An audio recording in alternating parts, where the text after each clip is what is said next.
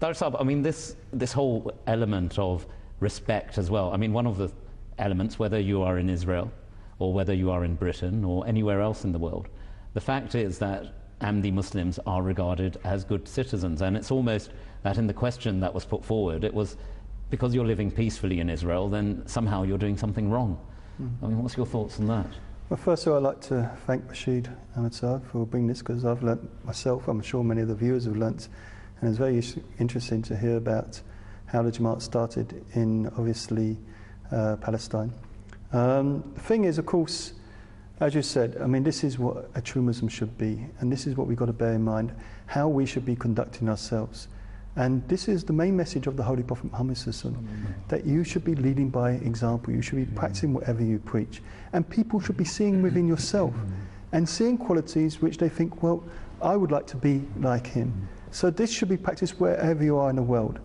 But the thing that comes to my mind in hearing these two questions by Rashid Saab is, why are these allegations there? And this is a thing that Hazrat Mirza Ghulam Ahmad, they can't find anything wrong with what he preached, because of course he brought true Islam. So they're trying to do this attack on his character. Now, of course, this one about agents of Israel couldn't have happened in the time of the Prophet ﷺ, because Israel was not created at that time. So this is a new allegation attacking the Jamaat in whichever way they can, try and attack the Jamaat. But this is a sad state that they're getting into, that they're trying to make up all these wonderful allegations instead of looking at the message of Hazrat Mirza Ghulam Ahmad, which is, as we're saying, that we should be good citizens and we should be practicing and displaying our love for God to everyone. If people see that wherever they are in the world, they would appreciate it. And this is what we're seeing, that wherever we are in the world, alhamdulillah, people appreciate it. And I don't know if they appreciate it in Israel, I hope they do. But I'm sure that when they see an Ahmadi, they will not be thinking that this person is a terrorist or anything like this, because the way he's conducting himself is completely different. And that's how Muslims should be conducting themselves.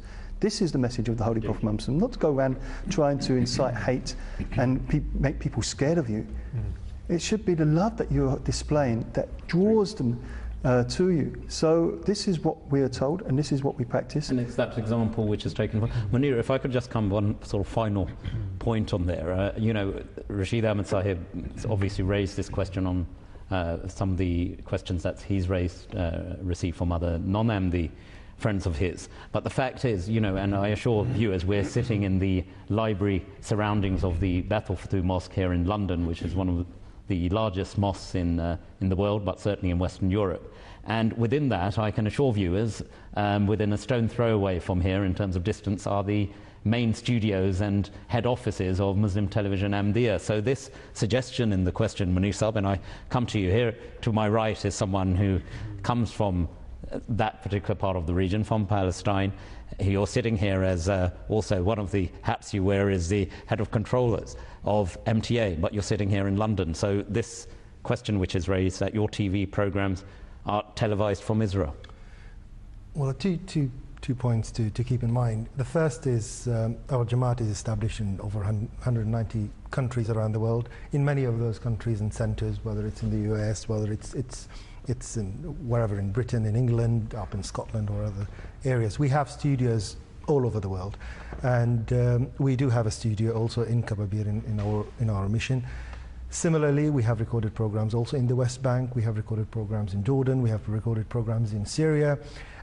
Does that make us agents of all those countries? Indeed. And if that's the case, where would the allegation stand of those Muslim channels who are transmitting here from the UK? Are they also British agents?